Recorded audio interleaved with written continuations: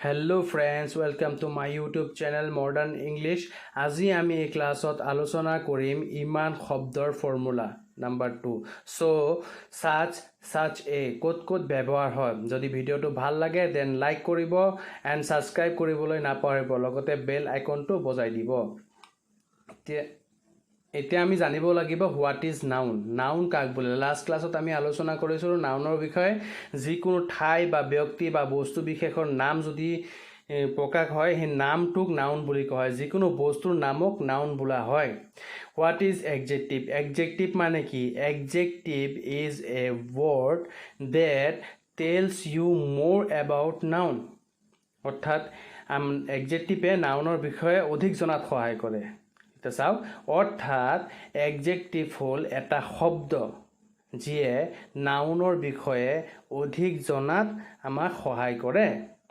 সহজ ভাষাত ক'ব গ'লে যিবোৰ শব্দই নাউনৰ ভাল বা বেয়া গুণ প্ৰকাশ কৰে বা প্ৰশংসা কৰে তাকে এডজেক্টিভ বা বিশেষণ বোলা হয়. যেনে ধুনীয়া ছোৱালী, গধুৰ মোনা, ভাল মানুহ. ধুনীয়াটো হ'ল এডজেক্টিভ, ছোৱালী এটা নাউন. নাউনে কি কৰিছে? ছোৱালীজনীৰ ধুনীয়াটো এটা গুণ বুজাইছে না, গতিকে সেইটো এডজেক্টিভ. মোনাটো হ'ল নাউন, গধুৰটোৱে কি বুজাইছে? মোনাটোৰ ওজনটো বুজাইছে না, গতিকে সেইটো এডজেক্টিভ. ভাল মানুহ, মানুহটো হ'ল নাউন, গোটেইটো এটা নাম বুজাইছে না. মানুহটো হ'ল নাউন আৰু মানুহটো কি কৈছে? ভাল গুণটো বুজাইছে আৰু সেই বস্তুটো কি বোলা হয়? এডজেক্টিভ বোলা হয়. যিটোৱে গুণ বুজায় নাউনৰ সেইটো এডজেক্টিভ বোলা হয়. গতিকে ক্লিয়াৰ হৈছে? এতিয়া ফৰ্মুলালৈ আহোঁ. ফৰ্মুলা: ইমান শব্দটো যদি এডজেক্টিভৰ আগত থাকে তেনেহ'লে ইমান শব্দটোৰ ইংৰাজী হয় চ'. এতিয়া বুজি পাইছোঁ? ইমান যদি থাকে, ইমান শব্দটো এডজেক্টিভৰ যদি আগত থাকে তেনেহ'লে ইমানৰ ইংৰাজীটো আমি চ' বুলি ব্যৱহাৰ কৰিম. যেনে ইমান ধুনীয়া, ইমান গধুৰ, ইমান পাতল, ইমান সহজ, ইমান কঠিন. ইয়াত ধুনীয়া, গধুৰ, পাতল, সহজ এইবিলাকে কি বুজাইছে? এডজেক্টিভ বুজাইছে. আগতে কি আছে? ইমান. ইমান ধুনীয়া, চ' বিউটিফুল. ইমান গধুৰ, চ' হেভি. ইমান পাতল, চ' লাইট. ইমান সহজ, চ' ইজি. ইমান কঠিন, চ' হাৰ্ড বা চ' টাফ বা চ' ডিফিকাল্ট. তিনিওটাই শুদ্ধ, যিকোনো এটা ব্যৱহাৰ কৰিব পাৰি. ক্লিয়াৰ? আৰু কেইটামান আনিছোঁ. ইমান ওখ, ইমান সুখী, ইমান দামী, ইমান দূৰ, ইমান ওচৰ, ইমান ডাঙৰ, ইমান গৰম. গতিকে সুখী, দামী, দূৰ, ওচৰ, ডাঙৰ, গৰম আদিয়ে কি বুজাইছে? এডজেক্টিভ বুজাইছে. আৰু আগত ইমান থাকিলে কি হ'ব? চ'. এতিয়া ইমান ওখ, চ' টল. ইমান সুখী, চ' হেপী. ইমান দামী, চ' কষ্টলি বা চ' এক্সপেঞ্চিভ. ইমান দূৰ, চ' ফাৰ. আৰু ইমান ওচৰ কি লিখিম? চ' নিয়াৰ. ইমান ডাঙৰ, চ' বিগ.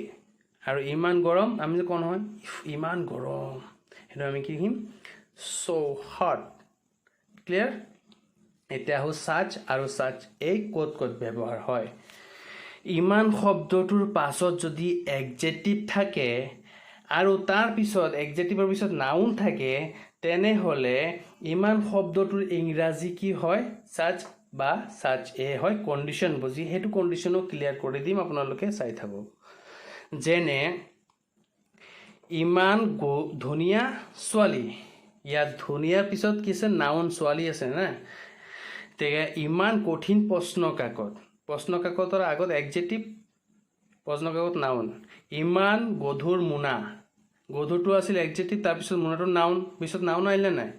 গতিকে এনেকৈ হয়. ইমান ধুনীয়া ছোৱালী, চাচ এ বিউটিফুল গাৰ্ল. ইমান হাৰ্ড কুৱেশ্যন পেপাৰ, ইমান চাচ এ হাৰ্ড কুৱেশ্যন পেপাৰ. ইমান গধুৰ মোনা, চাচ a heavy bag, Shah A ton building. ঠিক আছে?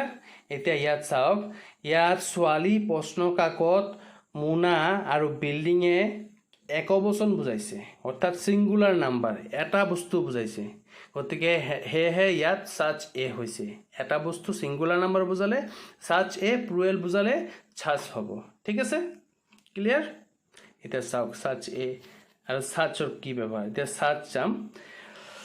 ইমান দীঘল চুলি চুলিটো বহুবচন ইমান ভাল মানুহ মানুহটো গোটেইটো বুজাইছে না এইটোও বহুবচন ইমান টেষ্টি আহাৰটো আৰু অলপ নাথাকে না বহুত থাকে such long hair such nice people such tasty food ঠিক আছে ইয়াত চুলি মানুহ আহাৰ আদি বহুবচন শব্দ প্লুৰেল নাম্বাৰ অৰ্থাৎ এটাতকৈ বেছি বুজাইছে ঠিক আছে সেইকাৰণে such হৈছে ক্লিয়াৰ গতিকে মোৰ ভিডিওটো ভাল লাগিলে লাইক কৰি দিব এনেকা ভিডিও মই আৰু লৈ আহি থাকিম গতিকে মোৰ চেনেলটো সাবস্ক্ৰাইব কৰি দিব আৰু বেল আইকনটো দবাবলৈ নাপাহৰিব গতিকে বাই বাই আজিলৈ কিমানে সামৰিলো ওকে